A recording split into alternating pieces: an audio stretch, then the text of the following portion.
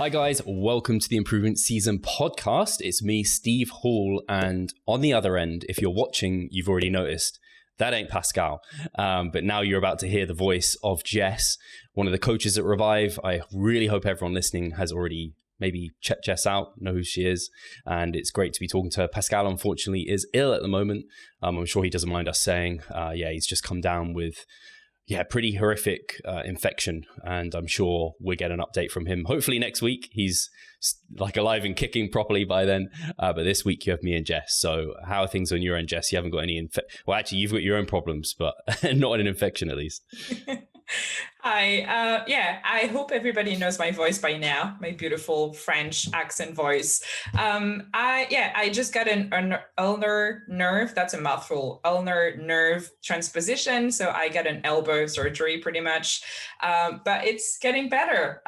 It's healed, so it's going much better. I actually started rehab last week, and yesterday I did my first upper body movements in the gym, very low, like baby weights, lots of reps, but it felt actually good to get like somewhat of a pump. Going pretty great.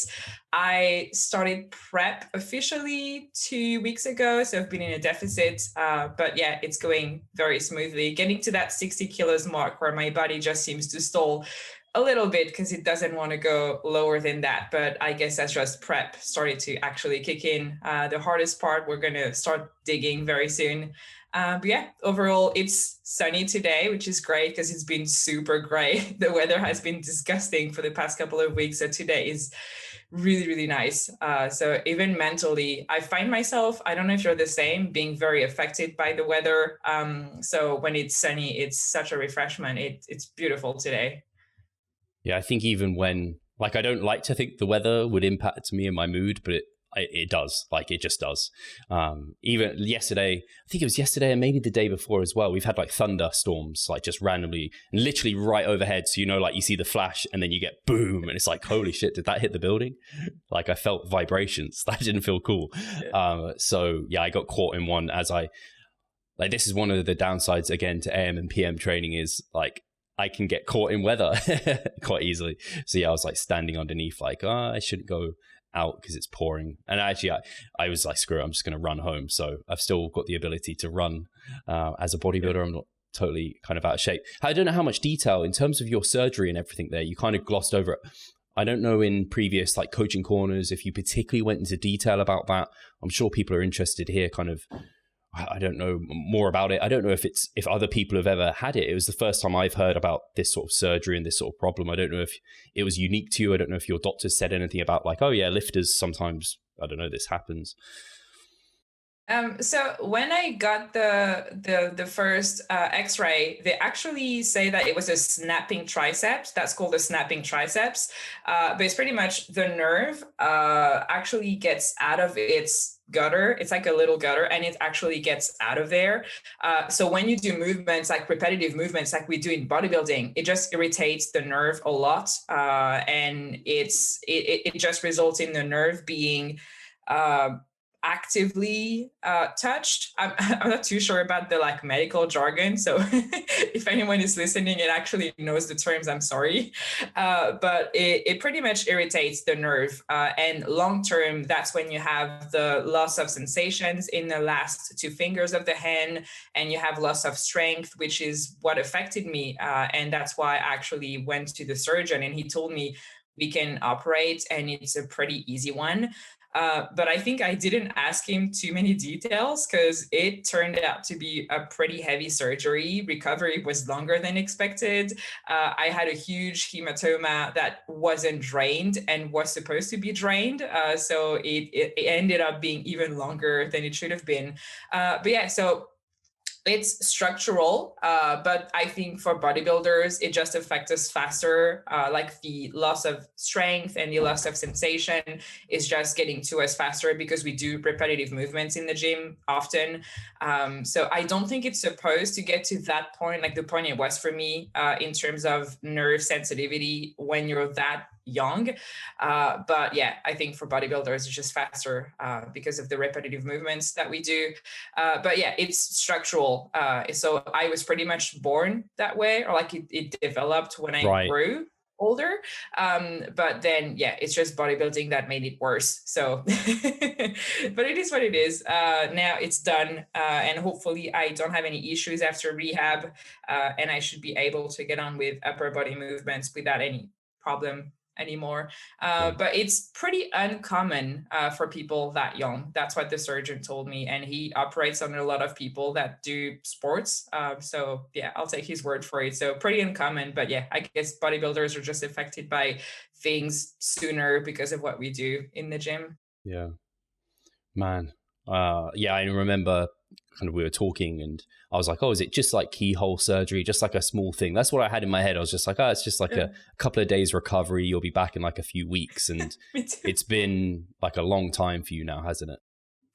It's been a month and a week. I got surgery like literally 5 weeks ago, and I barely started doing some light upper body movements last week. And yeah, when you told me like, is it just a keyhole surgery? I'm like, I think he cuts it open, but I think it's going to be pretty fast after, because he told me you can drive within a week. So I'm like, if I can drive, I should be able to do pretty basic movements.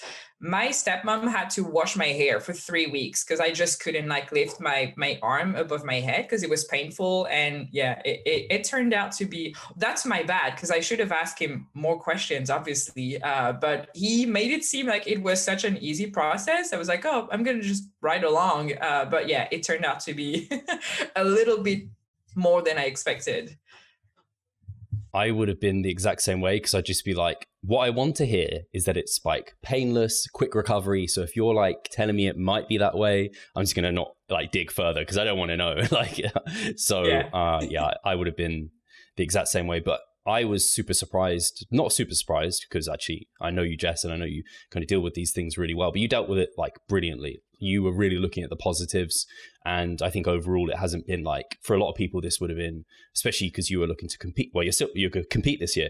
So for people, a lot of people, they'd be like, oh, surely I know Pascal even asked, like, you still doing prep or like what's happening there? And I think you even had a post recently where you're like, answering a question because people are like, are you still prepping because you've had this like big surgery and you haven't been able to train properly for a month, but you are still. And we've been training lower body for a few weeks now, which we've just had to be clever about exercise selection, and you've had to really fill things out for you because like it's one thing me trying to imagine what it's like, but you're in the gym having to do these things and like you understand, especially I guess training from home kind of gave people a lot of this where they're like, I have to try different things to try and kind of make sure that the muscle's the limiting factor and make sure this is a good movement. And you've had to play around with that a little bit, haven't you? Yeah, but I think it's been a blessing in disguise for my lower body because everything started to feel stale after training for months in a deficit. At some point, you hit that wall where like the leg press doesn't feel good anymore. Any movement that you like just doesn't feel good anymore. And being able to rotate and find new movements to actually adapt to because I couldn't just use my arm at all. So no more leg press because I couldn't like brace and get myself properly set up and everything. No RDLs. So I've been doing the unilateral leg press, for example, and oh my God, the SFR is incredible. And I know I want to keep it for the future. So it's been a really good thing. Like I'm just trying to look at the bright side and be like, okay, I can't do that. What's the point of being mad about it? Like, it's just going to make me angry or worried or nervous. And I know it's not going to do me any good, especially because I'm on prep and I need to keep my stress as low as possible. So yeah, it's been a blessing in disguise. I miss RDLs though. I would say that's probably the one that I miss the most because I really love them. But 45-degree hip extension with knee flexion, without knee flexion. We just try to be inventive, and I think it turned out to be pretty good. But yeah, and I'm not even too worried about the muscle loss on my upper body because it's been a month now. I'm getting back to baby weight in the gym. Probably gonna use some maybe BFR occlusion training just to like keep moving faster.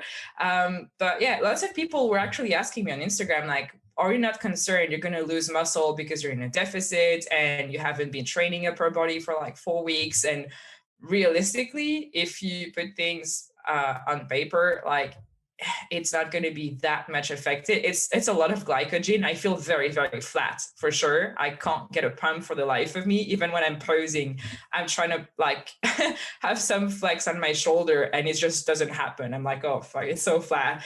But yeah, I know I'm not too worried about that. You're not worried about that. It's gonna come back, and yeah, man, it is what it is. But I think we did the best with what we had, and that's what matters.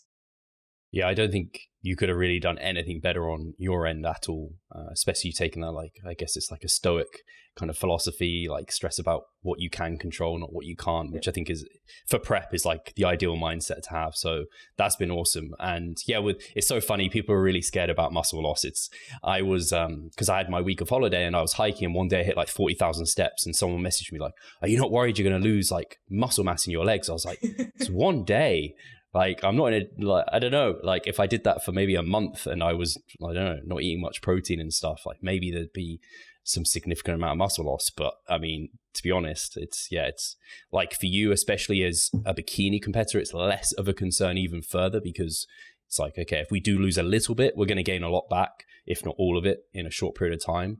And then if there is a bit lost, it's not the thing that we're particularly judged on as harshly as other areas, which you've been able to probably even put more effort towards, which are going to be even bigger. So like there's like, I don't know, silver linings, particularly for the bikini category. Whereas, yeah, for me as a bodybuilder, I'd be a little bit more concerned because like it's so important to have that upper body mass.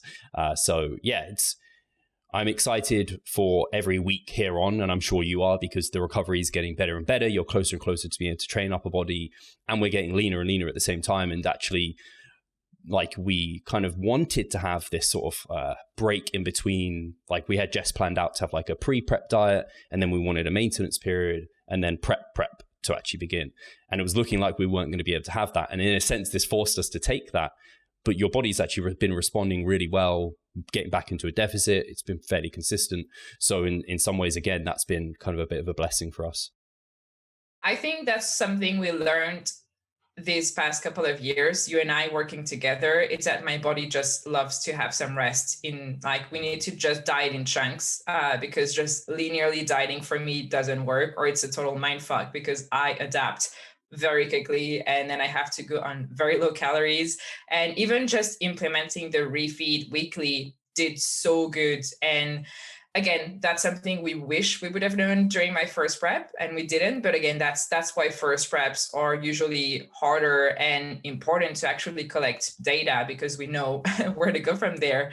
But yeah, I think it forced us to take the rest, and it did me some good. So it's a good thing, because we're now 20 weeks out or something like that, and I still have like about 4 kilos to lose. But I reckon it's going to be easier. Obviously, it's prep, so it's not going to be easy, but it's going to be easier than if I would have just dieted linearly from the get-go. Yeah, and it's the beauty is, especially, well, I mean, I always thought, as in like being in the UK, we only had so many shows that we could do. But when I look at Europe, and I'm like, wow, there's actually so many shows we can pick and choose from. And so it was a case of, okay, we did have that one planned in like Dubai. Maybe that one we can't now do because it's a bit close, but there's other ones going ahead. I know the one in the UK is like, it's Halloween, so it's October 31st. So that's quite actually far away now. So yeah, it's exciting that there's so much choice, and it's a case of, yeah, I mean, it's like Jeff Alberts would always say, like, he just started prep and just whenever his body was ready, he'd then look at shows to compete in. I don't think that's a terrible way to do things when there's so much to choose from and you can get around. You're happy traveling. So yeah, I'm excited for this season, what it's going to bring and the package you're going to bring, because it's better already. Like, we can see that. So it's pretty damn exciting. Yeah, it's been, and the thing is that I've been in a deficit for the past couple of years, like for the most part. We haven't done a lot of building, and well, that was my choice, so I'm okay with it. But I think the improvements show already. Even last year during my photo shoot prep, I think we saw when I got to like 58 kilos that it was so much different from my stage weight the year before. But yeah, I know I was ready this year because then I want to take a long ass off season, not diet for like at least a couple of years. So this was my year, and I really wanted to do this year.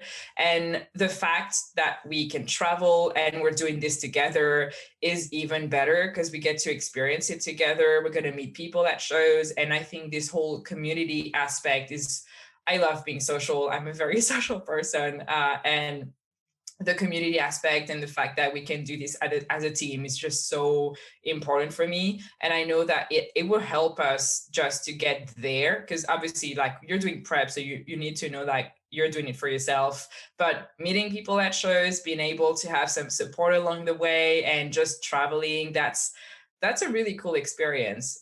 So I wouldn't probably do that for a first prep because that would probably be too much. But now that we are both accustomed to what it entails, I think it's a really good thing that we're doing this together. And hopefully we can meet up other people at shows, and I'm sure we will anyway. And then hopefully get to Worlds. Worlds is the goal. So I'm not trying to get my head on it yet, but I know I'll be traveling anyway to Vegas for Worlds just to see people, even if I don't qualify. But yeah, again, very competitive person. So if I have my heart set on something, it hopefully is going to happen. But yeah, I'm very excited, mostly for the experience that we get to do together, and yeah, meeting people at shows. Absolutely. I think that is so important. The podcast with Steph and Andy won't be out yet. I'm trying to think, does he like Andy or Andrew? I always call him Andrew. He says everything on Andrew. So my dad's Andy. So I'm like, I want to call him Andy. He's not my dad. Anyway, so Andrew Chappelle and Steph Noble, we have a podcast coming out of them. Actually, it will be out because that's out this weekend. And I imagine you might have listened to that already, Steph, Jess, even. Jess. Sorry, I'm messing up all my names.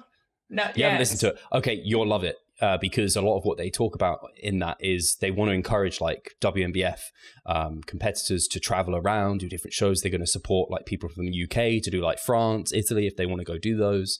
Very much like, and they're all about making it something enjoyable, making that stage day that you're on the stage an enjoyable experience. Not to say other federations and shows don't do that, but it was just really cool to hear from them and their perspective talking about that, and it really got me excited for the season, where I'm just like, yeah, man.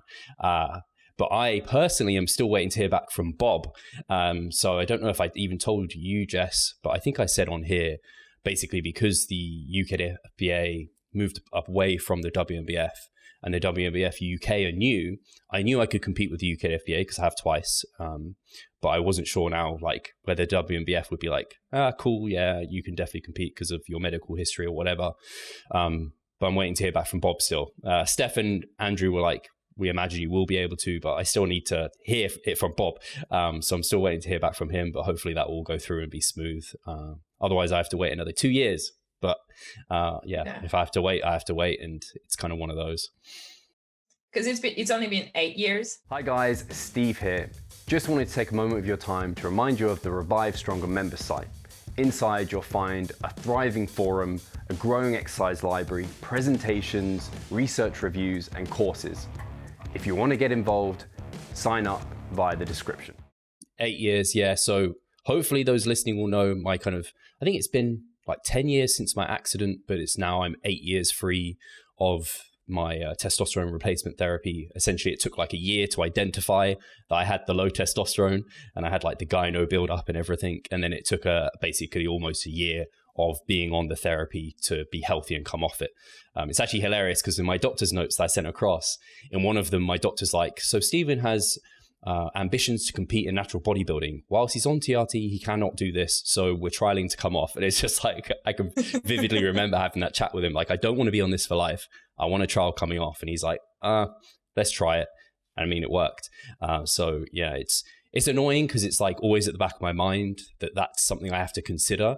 So after 10 years, it will be like gone from my mind. But we're talking actually about polygraphs, because apparently every competitor, when they go and do a WNBF show, is meant to be polygraphed every single time. I've only ever done one polygraph, and that was with the MPA, and it was super stressful for me.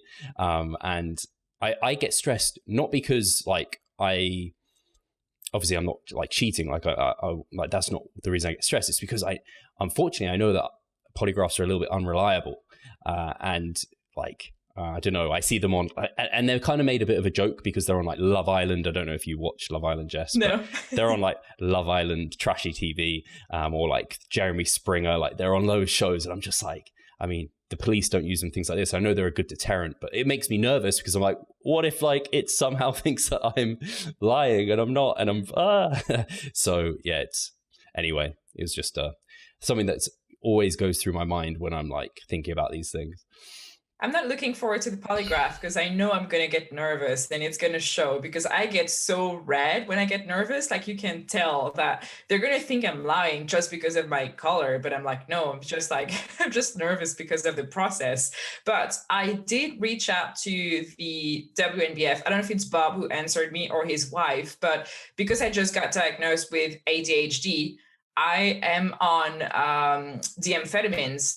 So my medication is the amphetamine. Yep. So because it's usually regulated and you have to, if you want to compete drug-free, you have to be off of it because it can speed up your metabolism and make the diet easier, which it hasn't for me at all. But it can. And I asked them and they replied to me that if I have a prescription up to date to bring the day of the polygraph, it was okay for me to use my medication because obviously it's medical circumstances. So I can actually take the medication. So hopefully for you, it will go through as well. Yeah. Yeah. It's one of those where I know Andrew was saying they have like a medical, I can't think what it's called exactly. There's like a specific term where it's like medical exemption, blah, blah, blah. I can understand if I was still on TRT and taking it like to this day after like, I don't know, it'll be 9 years of taking it. Like I can see that be like, oh mate, like that's probably helped you quite a lot. And I would hope I'd be a lot more jacked than I am. But yeah, because it was for medical purposes at the time. It's been so long since that time as well.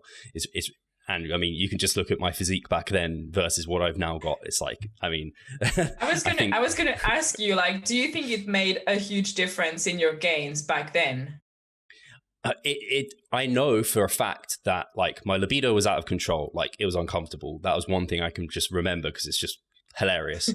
And then I gave me the ability to like grow beard, like hair on my face, and like on my chest I got like a chest hair again, and like my energy levels were way better. And I didn't know at the time it would have any impact on like training performance, which is really stupid because I mean, it's testosterone, duh. Like it's going to have an impact. But that wasn't in my head. I just continued to train as I normally would, really obsessively eating. And I mean, looking back, I'm like, oh yeah, that did help, but not like crazy. I forget what the dose was. It's something ridiculously like, it's like people who have heard of like testo gel. It was like one of the sachets I would rub on my nipples like every day because that's where I had the gyno. So that's what it was trying to like get the gyno down and get my testosterone levels up. So yeah, I mean, in hindsight, I know it helped. I don't think it really helped a massive amount, especially when I consider I've gained more in the past. Like, I don't know, now I know more and I can train more effectively. Like if I know what I knew now back then and I was going through that, maybe it would have had a fairly dramatic impact. But in reality, it was like, it's not going to have had that big a role. I think if I spoke to someone like Broderick and explained like the doses and stuff, he'd just he'd be like, hang on, what? So yeah, it's interesting though. I think the thing that Steph and Andrew were really big on was the drug testing, and we talked about it like last in the podcast, but they're like, really, we should have talked about it first because I mean that's what separates natural bodybuilding versus enhanced, like is the testing side. So you need that testing, and having the polygraph is actually, and I agree, absolutely a positive thing. And having, well, it should be. It's just the fact that it can sometimes go a bit wrong potentially. I don't know. I don't know like the error rates on it, but the urine analysis, like in-season test, like off-season testing, stuff like that, I think is like awesome. If they pull people out of the crowd who they know are like going to compete next year and test them, like to see stuff like that happen, that's pretty cool. It makes you feel like, I don't know, like, oh, actually this is natural. We're on a level playing field. Not that I think many people actually try and cheat because it's natural bodybuilding. That's what I was going to say. If you compare it to the IFBB, where the stakes are like the Olympia, the Arnold, like where there's a lot of money to make. If you turn pro, you can get contract sponsors. Like realistically in natural bodybuilding, if you were to actually cheat, and like go on like being enhanced and compete in natural bodybuilding, I don't know if you would get the reward that you put into like, just even buying the drugs. Like it wouldn't even be, it doesn't make sense to me. I'm like, why would you want to go enhanced and then not compete again, enhanced people? Like, I don't know. Morally, I know it's fucked for sure. But even financially, the energy, the time and effort you're putting in, like it doesn't seem right to just like compete in natural bodybuilding if you're enhanced, like, because if you go the enhanced route, and I'm okay with people doing that if they know the entire thing, if they know what they're getting themselves into. But if you're doing that, it's usually because you want to be the best and you want to turn pro and you want to get sponsors and you want to be out there. For me, I hope natural bodybuilding will get to the point where we have big shows. And I know that's the goal for Andrew and Steph, to make it really big and have like a worlds, like making it like a really big event where people want to go, and just having this community aspect where it could be the natural bodybuilding, like the IFBB of the natural bodybuilding, which would be amazing. But yeah, I just don't understand people going the enhanced route to compete, cheat, and compete in natural bodybuilding. Like, you're not going to make any money. There's nothing there. Like, yeah, I don't know what you think about that, but I'm completely with you. I'm like, as far as I'm concerned, like when I compete, it's virtually all selfish for myself. Like, sure, it might help the business a little bit, me getting like lean and shredded, but actually competing doesn't. That's just like the Instagram photos and like a photo shoot that I do, and you don't have to compete to get that. So I'm completely with you. And then actually the hilarious thing is, it feels like it's become more of a trend for natural, like the top of the top natural guys and women actually, to compete in like the NPC and IFBB, and now they're going pro as naturals in like the enhanced federation. It's just like, oh shit. So if people are enhanced doing ours or like doing the natural side, it's just like, why? Like, come on. So yeah, I totally don't get it. And I honestly don't think it happens a heck of a lot. I imagine there's people who have done like, I don't know, odd bits here or there, but to go to all that effort, and again, for it to come down to like, I don't know, I can't imagine how they feel when they do like a polygraph or something. Like, they must be like losing their absolute mind. So yeah, I don't see why people would bother doing that, because yeah, you do it for yourself. And if you know you've cheated, whenever you cheat and you get good, like get something good, it kind of removes the whole benefit of that. Yeah. It's even like having elite genetics and not having to try that hard and winning just doesn't feel amazing for me. Like, I don't know, if I was to run like a distance in a really good time, I'd be like, whatever. But if someone wasn't great at running and they like worked for years to like do that same time, they'd feel amazing from that.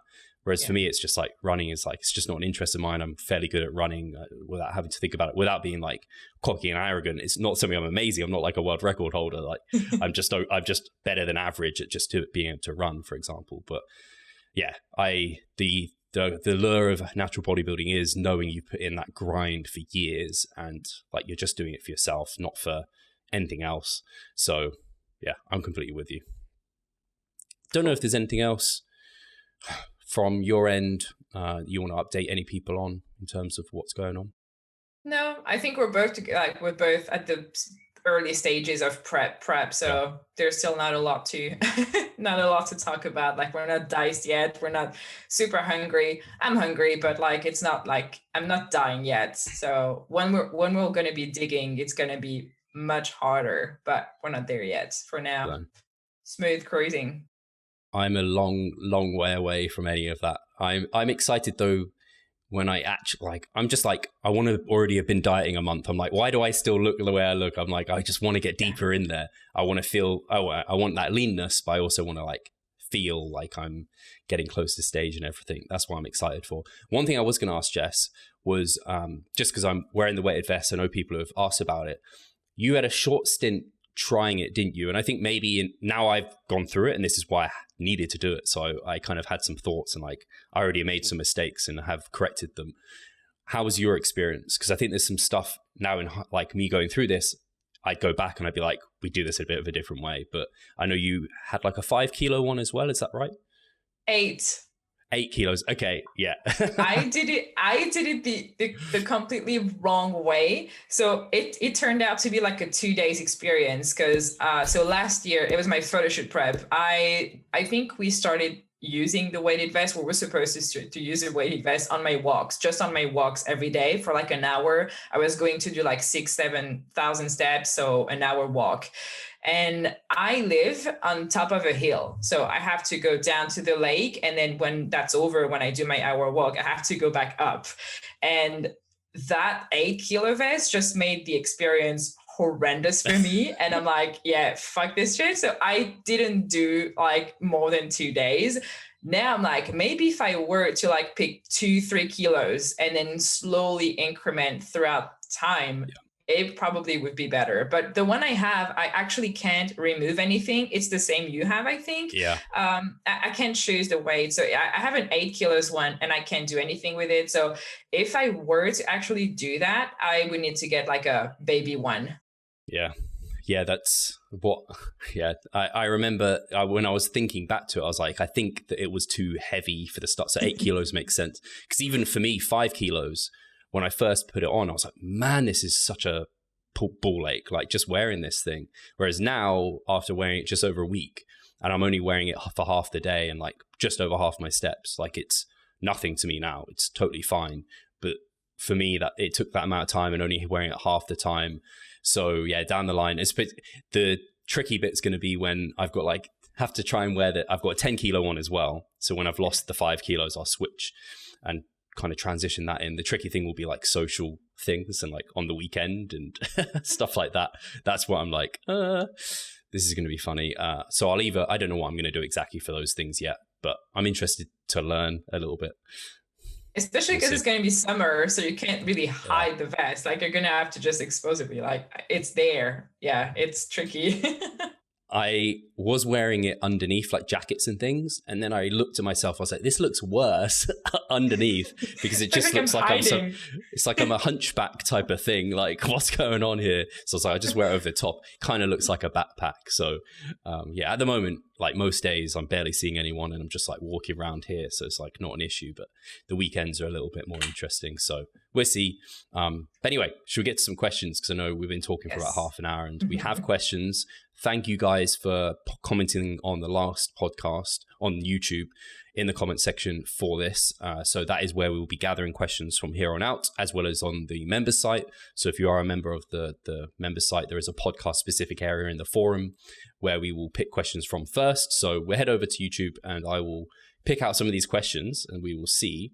So the first question, this is an easy one because Jason Predrick has asked, how do we enter to win the random comment pick from you guys at the end? So we always say what it is within the podcast. It might be a question. I think last time we actually just said like we'll pick one of the question askers. But this time, because Pascal's not here and he does all of that, we'll pick it next time. So hopefully we'll remember to do that. But we'll always say what it is during the podcast. So you know, normally we ask like comment down, I don't know, how you feel about this or whatever it is. So yeah, you'll know. So, right. So we have Mobeen Alai. And he has asked, or she, actually I'm not sure, probably a man, what are 3 tips you guys would give to your younger self, career and training specifically? Thanks. I know you actually had an Instagram post similar to this not that long ago as well, which was good. Yeah. I think that's when I turned 30 and when I reflected back on my 20s and the mistakes that I've made.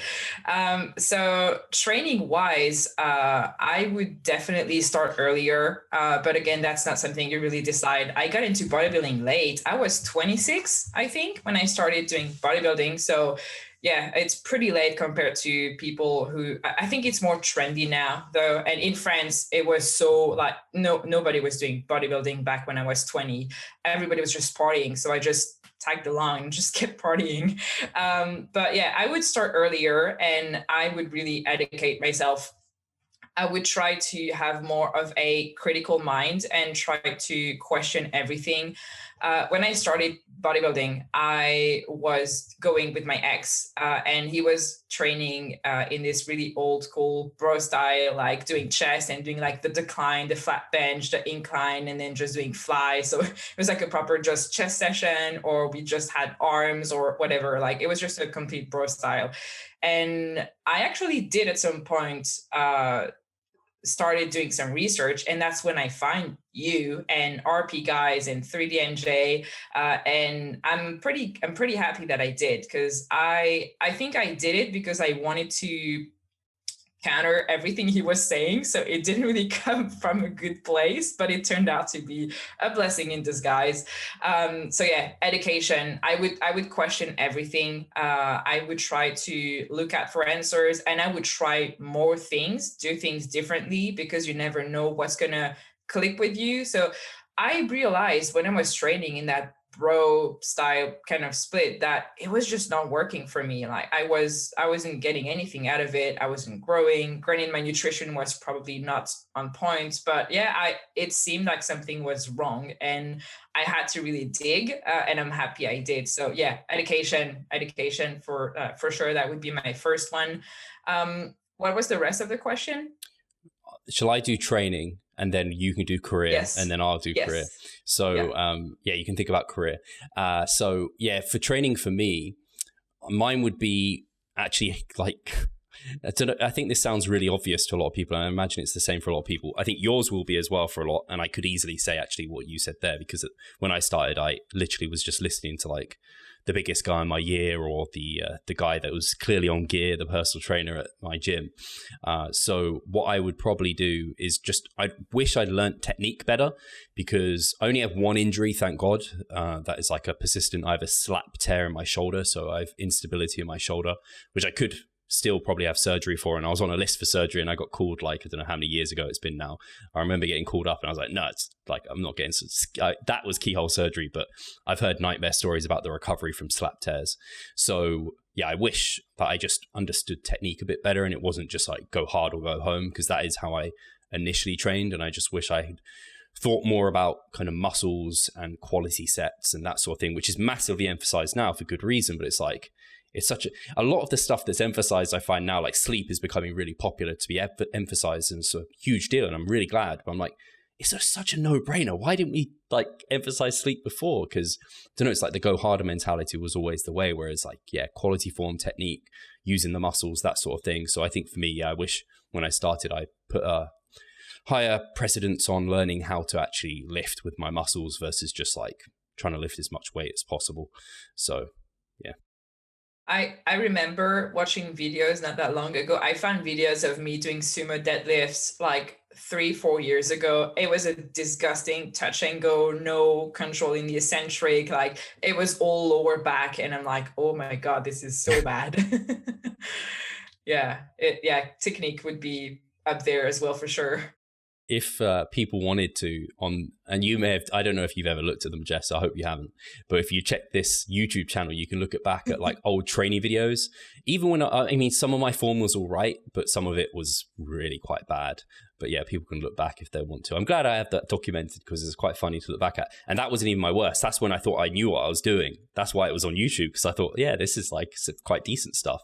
The stuff before that was even worse. So yeah, I think technique is still a big issue for a lot of people, even PTs. If you look at the Form Police Instagram, all of the people that they're posting every day, and that's just in the UK, and that's PTs, they're qualified to teach people, and you see them like doing 1 rep max on leg presses with like that much depth, and I'm like, why are you doing this? So yeah, I think we still have a long way to go to educate people on technique. It's getting there, but yeah, it's there's still some work to do for sure. It shocks me actually. I just literally can't believe it, those PTs, because it makes me embarrassed to be a personal trainer actually. And I feel bad for some of the personal trainers, because I don't know, well, for some of them I do, because I think they're completely ignorant, and hopefully that kind of shock from the Form Police tagging them and like calling them out is enough to get them to change their ways. But some of them just like, I don't know, they put up a brick wall and they don't want to hear, but they're doing their clients a huge disservice. And I mean, they posted up a while ago, like that one person that got injured from their PT, like snapped something in their like shoulder or their knees or something, like horrendous. It's scary, actually. So That's you're right. first, Absolutely. That's the first rule of being a PT: do no harm. Yeah. Like first one, like, why are you doing this? And yeah, it blows my mind. And I feel bad because people go to PTs because they trust them. They want to get better and they want to be educated, and they just turned out to be doing things completely wrong, and they have no clue because they don't have any comparison to that. So it's even worse, because I think even from an ethical perspective, like if you're a PT, like fucking do your job, like get better at teaching people. And if question yourself, have a critical mind, because if someone is calling you out and trying to explain something to you and you just block them and keep doing the shit you're doing, getting people injured, like, I don't know, I wouldn't feel good about that. That's a scary mindset, like a dogmatic, just like, I'm not here to learn, I'm just here to do what I want to do and not hear from anyone else. Like I wish, and this is what it is for me now, and I wish it was at the start, because it wasn't, but I wish it was like, people just took pride in technique, and it was like pristine technique in the gym is like if I see someone in the gym doing amazing technique, I'm like, oh damn, they know what they're doing. Whereas if they're lifting a load of weight, I mean, it's not often combined with good technique, and so I'm like, that person sadly is really about to hurt themselves at some point. And it's just like, I don't know when the revolution is going to happen. We need to kind of have this technique revolution. Yeah, if I look at my gym, like it's mostly guys, and everybody has just like a shitty technique. And I'm not saying that from a like I'm better than you perspective, but realistically, like I look at them and there's no range of motion, no control in the eccentric, and it just scares me because I know they're going to get injured at some point. And I think that's the risky part. It's not about me being a girl going to tell a guy like, hey, your form like sucks. I don't. I if I'm at the gym, I just have my headphones on and I just do my thing. If I see something that's super risky, like I know they're going to get injured, maybe I'll say something. But even then, they won't take it. They'll just be like, they'll brush it off. And I'm like, well, go for it, bro. Like just get hurt. Like get hurt. I couldn't care less, but I'm just trying to help. That they don't want the help. Their ego is so big. They do not want the help, which is such a shame. But yeah, career-wise, because I'm going to ramble on that forever. Otherwise, career-wise, I have a very interesting path because I did a lot of shitty jobs in my early 20s. I worked in nightclubs, restaurants, and it took me a long time to actually figure out what I wanted to do. But one thing my mom really emphasized with me, she's like, once you'll find it, you'll know. Just, for now, keep traveling, keep experiencing things because you'll never regret that. And she was right. I hope I could have found bodybuilding earlier and helping people and coaching, but I didn't. So I'm not gonna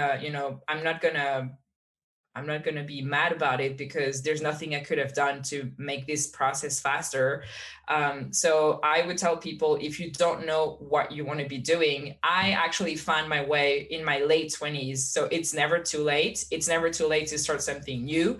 And you can always educate yourself along the way. Like I learned English, I traveled, I met a lot of people, I experienced things. I wasn't making a lot of money, but I'm happy that I did that in my 20s because it led me where I am now. And maybe I don't have the biggest education, but once I found my way, I could actually get the education that I wanted because I knew that was the thing for me. I would tell people to not rush the process of finding the way because sometimes it's just going to come later than other people. And in today's society and culture, it's okay to start over. Even now, like if one day I figure out like, hey, I think coaching people just doesn't fulfill me anymore. I don't feel like I'm doing my best and that it's like really good for me. I want to move to something else. I will.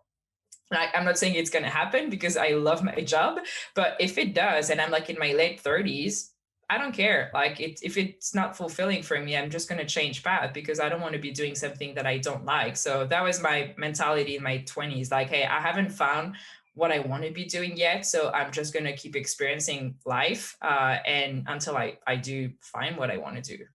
Hey, Pascal here. I just quickly wanted to remind you of our online coaching service, At Revive Stronger, we put a huge emphasis on the personal aspect of our coaching.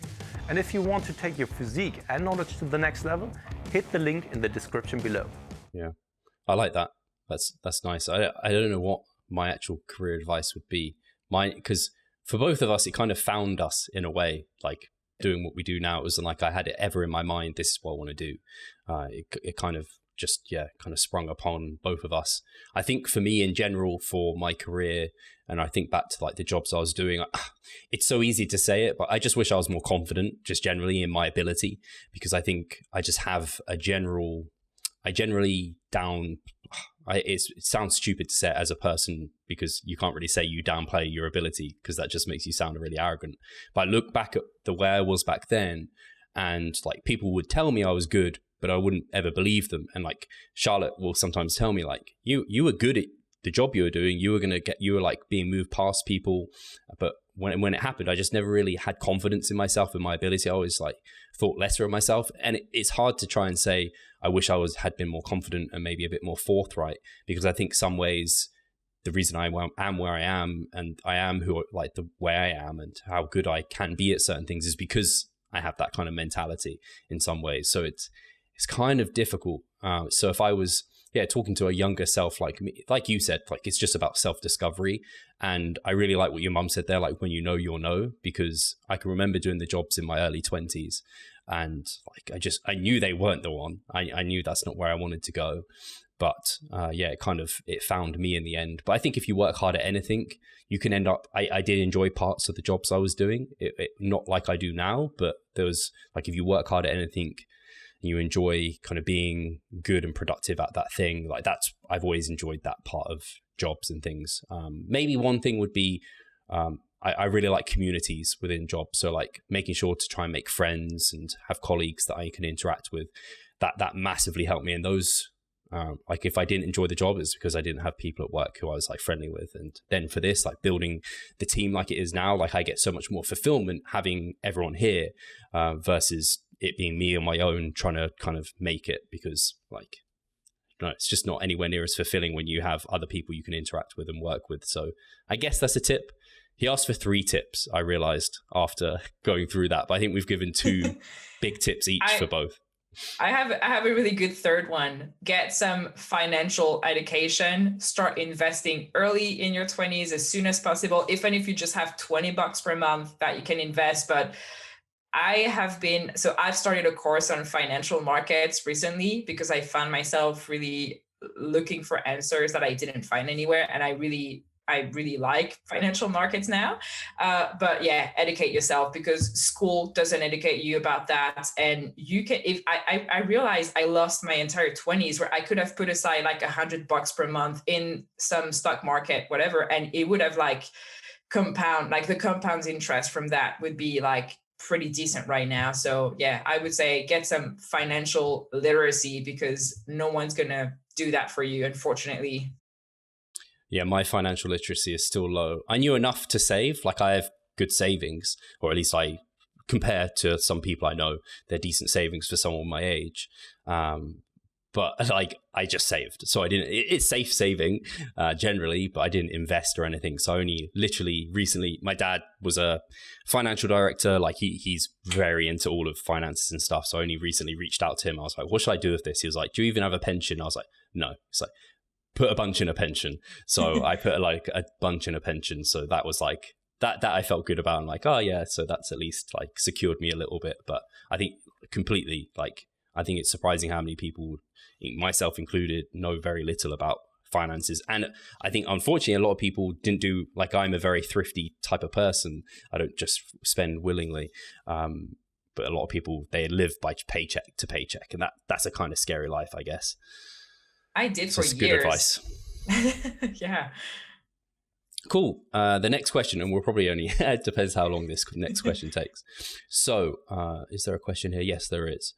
I don't have much to say on this, so maybe you do, Jess. But Scott Murray has said, and thank you, Scott. I recognize his name because he comments on almost every episode. You probably know that as well, Jess. Yeah. So he said, solid episode, just like every other one, guys. Content keeps getting better and better. Here's a little question for the next episode. If you get a chance, what are your thoughts on the total energy expenditure model proposed by Ponsa?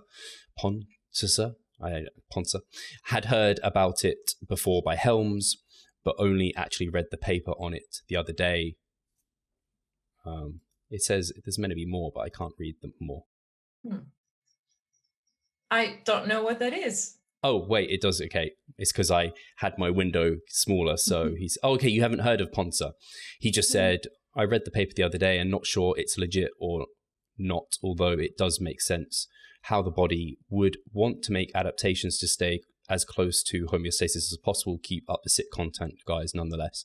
So Ponsa, yeah, he has some research papers, and it's basically, I forget the tribe that it's done, like the Hansa tribe, and essentially where there's like a cap on energy expenditure, where you think, like if you did the calculations, you'd be like, their NEAT must be huge. They're burning like 6,000 calories because they're on their feet all day doing like tons of steps, but they don't burn as many as you would think. So there seems to be a cap on energy expenditure. And I've heard, I think maybe Abel had Lyle on sustainable self-development. Lyle might have discussed it with him a little bit on there, and I have heard it discussed here or there. I haven't read the paper myself. I've heard it kind of thrown around, and it's on my to-do list to read Ponsa's book, Burn. So he has a book out, which Ryan has. I think Ryan had Ponsa on his podcast before, and so I am looking to bring him on to discuss it at some point, but I need to read his book, or at least a decent chunk of it, and read his papers. But I think it's kind of surrounding that kind of theoretical, like you can't just keep like walking around and burn more and more energy, and it's just like tots up. The body kind of adapts to a certain point where you can't keep burning. But I think that's quite extreme. So in the realms of what we'd be talking about, it's probably not a concern. Yeah, it sounds very interesting though. I'm interested to like actually read the paper now. But it would make sense, like your body, like what people try to outsmart the body, but the body is so damn smart. Like it will do everything it can to keep you doing less if it can do less. Actually, that's why it's so hard to like keep pushing calories higher when you're massing, or just like keeping increasing energy expenditure when you're dieting. It's because your body doesn't want to go there. It wants to stay like at homeostasis because it's the sweet spot. So yeah, it would make sense that there's some sort of a cap where your body just like, hey, like I don't want to do more than that because I don't have to. So yeah, but yeah, I don't know more than that. So I'm excited to read more about it. Yeah, I think it's interesting, particularly because one of the related benefits to wearing like weighted apparel and having higher step counts is like the higher energy flux. So like if you can burn more, if you can eat more calories, like the energy deficit might be 500 calories, but the same person eating 2,000 versus 2,500, the person eating 2,500 may end up actually doing better and having better outcomes because they're able to eat a bit more. So generally, if you are in a fat loss phase, it tends to be favorable to kind of have a higher NEAT and therefore eat more versus like just going into your shell and like eating barely anything. But I guess, again, like anything, there's not just linear benefits from all these things where you can keep pushing it. But yeah, I need to, and if people want to check out his book, Burn, I think that is like being sold and available, but I'll be interested to read more on that. And I don't even know if Mass have covered it in their research review. I haven't searched for it specifically, but I don't remember that even coming out. So yeah, I don't think so. Expect a podcast on it at some point because that'll be a cool one. So we have another question from TJ Cool, and he has said, "Hi Pascal, hi Steve, hi Jess. Recently, the P ratio theory YouTube story arc has demonstrated partitioning ratios might not be relevant in bodybuilding if other diet/training principles are adhered to. What is your P ratio experience with your clients? Do you think Setpoint theory is worth considering as a bodybuilder? Thank you guys for the amazing service you provide to the fitness world." Thank you, TJ. So P ratios.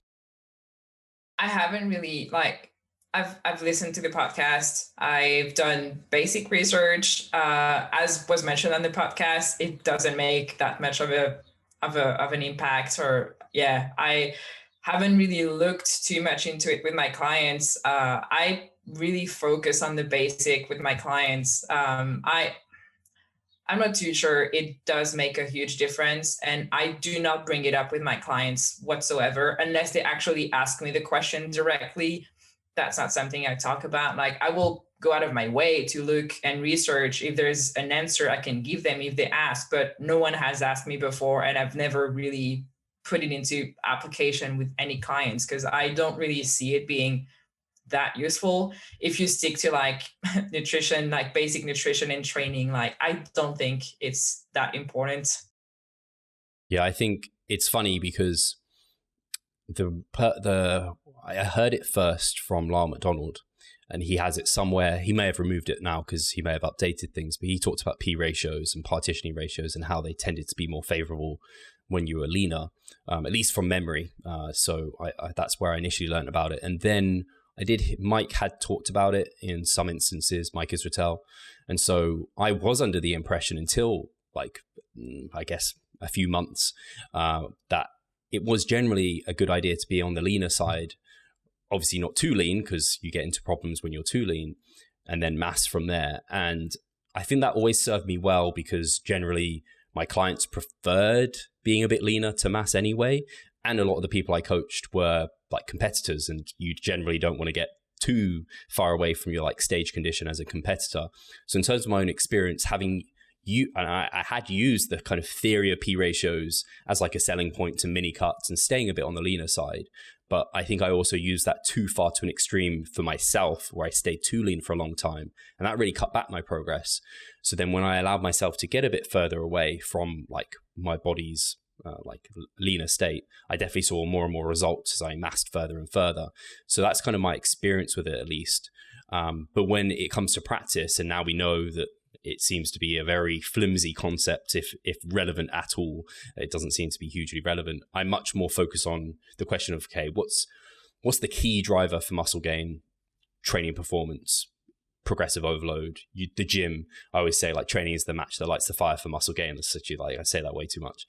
So I focus more on that. So if the person is like a bit of a higher body fat, but they feel great, they're sleeping great, their training performance is amazing, they're happy with how they're looking as well, let's keep going. Unless they want to compete very shortly, then I'll be like, well, we probably need to cut down.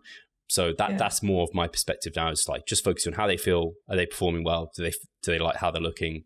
Let's not worry about P ratios. I don't talk about it at all anymore, unless someone asks, like you said.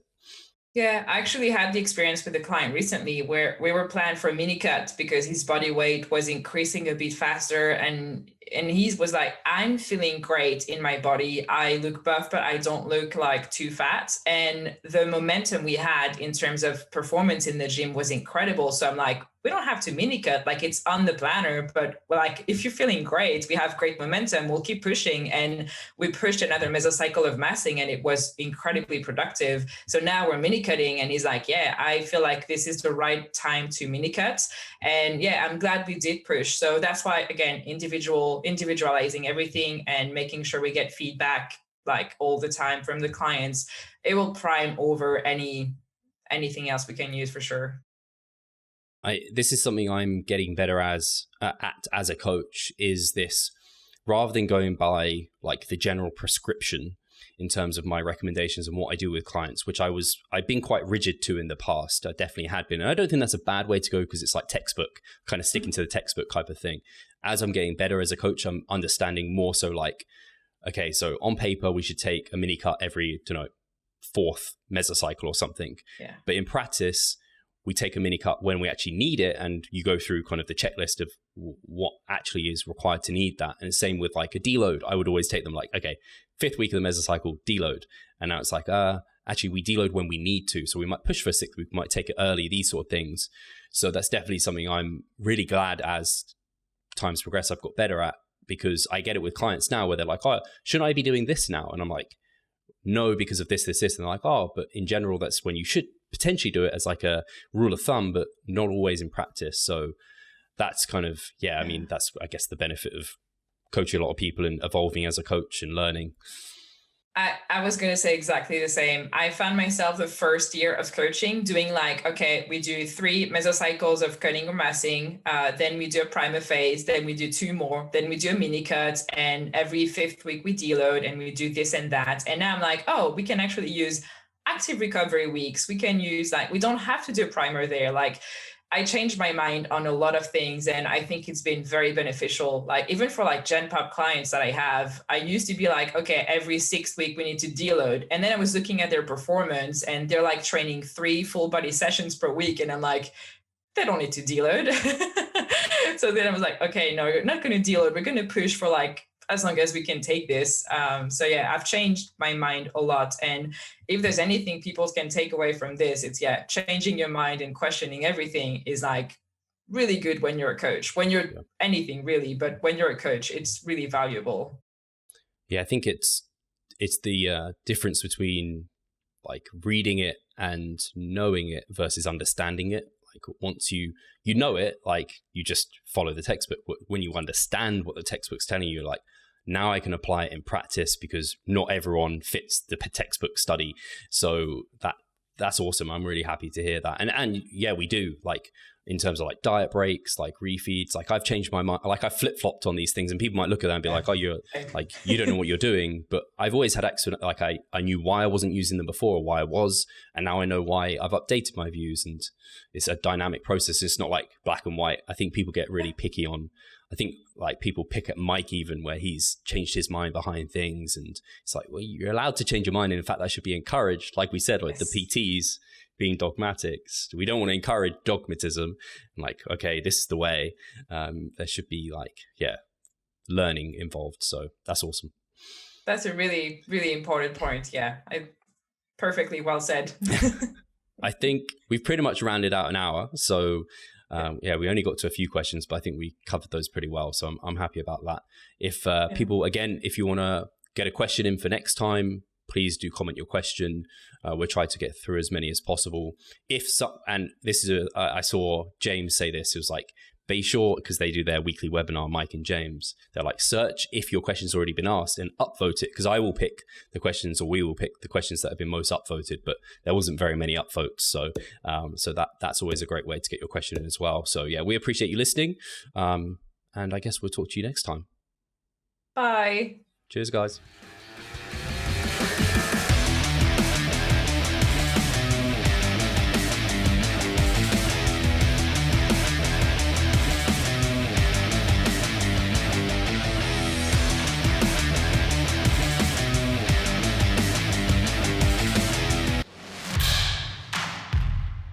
So I'm Steve Hall, founder of Revive Stronger and a coach of Revive Stronger. My name is Pascal. I'm the co-owner of Revive Stronger and also a coach, of course. Your Revive Stronger has probably been going solidly for 3 years, roughly about 3 years. Revive Stronger, to me, it is becoming kind of my child, my foster child. It's the gathering and getting together of like-minded people. We've been expanding the coaching team, which is helping us help more people. But each coach can only help a certain number of people. Right now, it's all over the place. We have YouTube, we have Facebook, we have Instagram, but there isn't that community aspect behind that. And so the next step for us is developing a membership site. So basically, we want to create a family and a community that is then benefiting from another. A really cool community for people within our little niche is going to be a website. They will get early access to our podcast. You can access us, ask us questions. The community aspect, we have a forum there. You can ask questions, but also you can log your journey. There's also going to be courses on there. Courses, presentations on different topics. Discount of past seminar footage. We will log our journey as well. We'll start vlogging. We're going to have documentaries. Our entire athletic journey. Furthermore, they get access to an exercise video library. The exercises that we love for hypertrophy and maximizing hypertrophy, we're going to go through those in depth, telling you how to execute them. We kept them concise and also mobile friendly so that you can watch them in between your sets. I'm super excited to grow this community. The amount of value that we're going to be delivering is huge. And I'd love you to be part of it. You will get so much out of that. I'll see you inside.